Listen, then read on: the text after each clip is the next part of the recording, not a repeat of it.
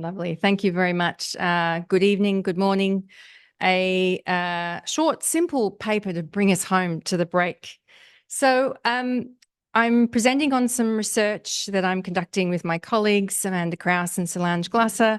This is one of a series of investigations from an omnibus survey that we ran, first of all, a number of years ago now, asking the overarching question of how people access, select, listen, and experience music. And here, because I'm a bit of an optimal performance nut, we're exploring whether individuals are using music to regulate their emotions. Yes, we're pretty sure of this, but to achieve optimal performance, which is what I'm particularly interested in. And if so, in what ways and how effective are these listening strategies? So first of all, I'd like to get the clicker to work. Yeah, there. Acknowledge the traditional owners of the lands on which I'm presenting here, the lands of the Wurundjeri people of the Kulin Nation and their long-standing connection to the performing arts and music. And now I'd like you to take a moment to reflect back on a time that you listened to music before a meaningful performance activity. Maybe you were asking, maybe you were listening to music before giving a talk, asking your boss for a promotion, aiming for a personal best in a 100-meter swimming trial, performing at an audition. Did you listen to music to pep yourself up, increase your energy, enthusiasm, confidence, get you thinking about your performance task in positive and constructive ways? Or did you use it to take your mind off nerves that were building up, to suppress visions of a performance catastrophe? Well, these are the processes that we're here to contemplate. So what do we know? We know that motivated music listening does good things. It's an effective and reliable way to regulate emotions to achieve desired outcomes, including optimizing physical performance. It affords confidence in maintaining happiness and healthy ways to manage emotions in university students. And it regulates negative emotions in stressful situations by reducing distraction and rumination via an increase in mindfulness. And this is what Groarke's research from a number of years ago has told us. So just hold that in mind. But what's unknown, I think is unknown. Please correct me if I'm wrong. This is more of a, please help me kind of talk rather than things that we already know. So what's unknown is the emotion regulation strategies used by university students to achieve a desired emotional state for optimal performance in situations typically encountered in university settings. So if we're thinking about performance, let's just get back to the ubiquitous inverted U law of Yerkes-Dodson, but moderated a little bit by Professor Adina Mornell. So you'll see here that we have generally the requirement of a moderate amount of activation, physiological activation, emotional energy, concentration, and control for us to deliver our best performance. On the way up, we can have some drive, some apathy. We increase intensity, energy is facilitating, and then beyond which, again, my particular area of interest is the point at which we're frozen with fear, but maybe not that a little bit earlier on. So what we do know, of course, that this is highly generalized. It absolutely makes a difference how well you've mastered the task you're performing, how well you've learned it, how competent you are. The person individually at any moment, if it's later on in the evening and typically they have an energy slump, the amount of energy and adrenaline that's coursing through their body could be quite helpful to get a peak performance occurring. But this is, a generally good generalization. Now, emotion regulation strategies. Before we talk about that, emotions, what are they? A coordinated response that occurs in the experience, expression, physiological, cognitive, and motivational domain that's evolved to promote adaptive functioning. Okay, so then what we have, so it's a process. Keep that in mind. in terms of the way we've asked the question. So it's goal-directed change or modification of target emotions. And there are a number of emotion regulation strategies. Apologies for the text on this slide.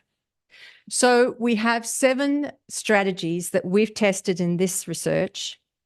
I'm aware that Van Gotham and Sloboda in 2011 did ask a similar question, but they had a slightly different group of strategies. So we've updated it a little bit to include, for example, acceptance, so that mindful acceptance and non-judgmental mindset towards an emotion or its stimulus. The amplification, the exaggeration of an emotional behavior.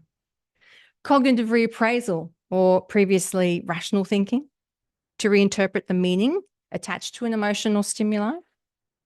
To distract, the good old simple redeploying attention away from the emotion and the inducing stimuli that we're feeling.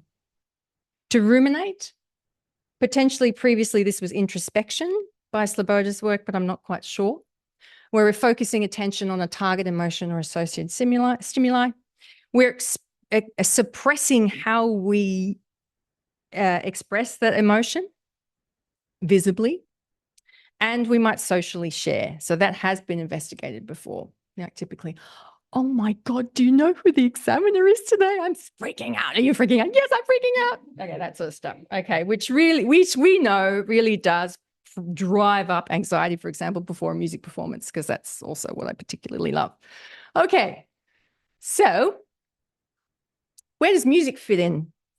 Well, if just for simplicity, this review by Terry and Costa Karagiorgis and colleagues simplified a framework for the benefits of music in exercise and sport, for example, which is one of the number of performance types that we ask people to think about. And yes, we have a person and we have a situation, and we've heard many times already at these conferences how important those differences are for the results that we get. But then we add a musical element, okay? The rhythmic response, the musicality, the associations that a person might have with a particular track that they're listening to, whether it's pre-task, whether it's synchronous, asynchronous, all that sort of stuff. But then we have a number of benefits. Psychologically, enhanced flow and reduced anxiety. I particularly like that. Psychophysiological, so reduced ratings of perceived exertion, for example, which of course in exercise and sport is really one of the goals there. And improved physiological efficiency, for example, in oxygen consumption. And the outcome, of course, behavioral, improved performance. In this case, strength, speed, and endurance. So overall, this was a meta-analysis of 139 studies to quantify the effects of music listening in exercise and sport. And we know that it's generally positive, right? So we know that it enhances affective valence, so more positive physical performance, perceived exertion, and oxygen consumption, which I've already mentioned. So what did we do? We ran 2 studies. The first one in the BC times, before COVID, pre-COVID, unbelievable. Remember that time? So, okay. So we have the beautiful Qualtrics survey here. A simple question.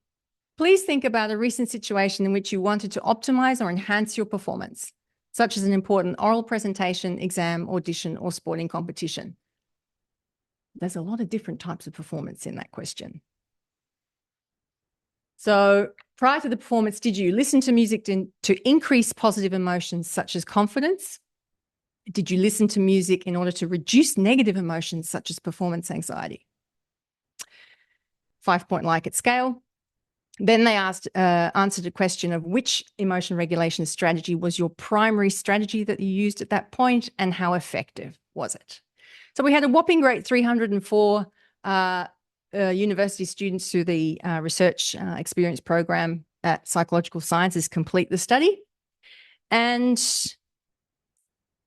then realized, well, that's sort of useful, but it would be better to know what emotion regulation strategy they were using for either the positive upregulation or downregulation of negative emotions. So that was a subsequent study in peri-COVID times, and how effectiveness that was.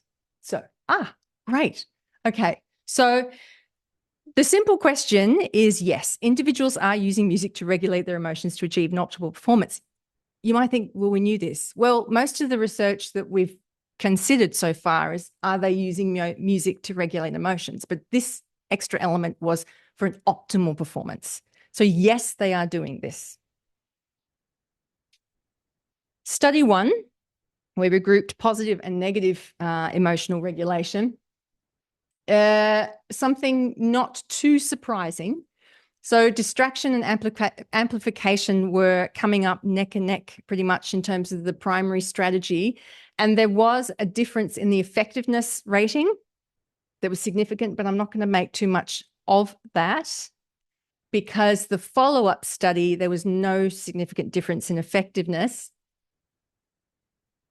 But what's interesting here, the new information that I think is new, please tell me if I'm wrong, is the delineation of the, first of all, some of the new some emotion regulation strategies, but also across negative and positive emotions.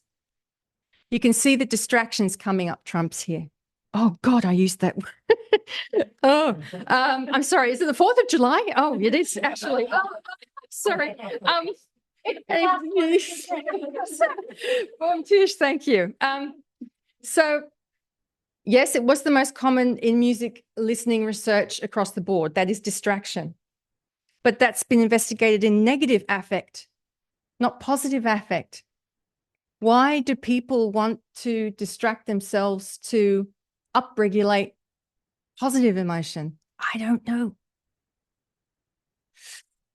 Yes, they want to amplify, that makes sense. They want to accept and savor the experience that they're feeling positively for an optimal performance. I don't know, it's a bit perplexing. So the new knowledge here is that we compared some emotional regulation strategies, some new ones in the adding to the literature across positive and negative affect, plus the outcome goal of an optimal performance. And so what we're contemplating here is that people use music to regulate for optimal performance because it helps them distract from their emotions. And this is distinct from previous research that's found that people might want to reduce distraction by Grok. They're more motivated to distract than amplify an emotion or change their perspective. Maybe because changing their perspective reappraisal is a bit effortful. Maybe people don't really know how to do that too well. But what we don't know is a very quick and dirty question is the effects of types of performance, the types of music or musical features that were contributing to these ratings, the level of mastery prior to the performance, the degree of difficulty of the performance task. And that is the personal and situational antecedents and musical mediators. So future work can interrogate the nuance in our findings. Absolutely an experience sampling method study would be the way to go. So we can really start to delineate listener mood, context, emotion goal, regulation strategy, and outcome. And there we have it, folks. Thank you very much.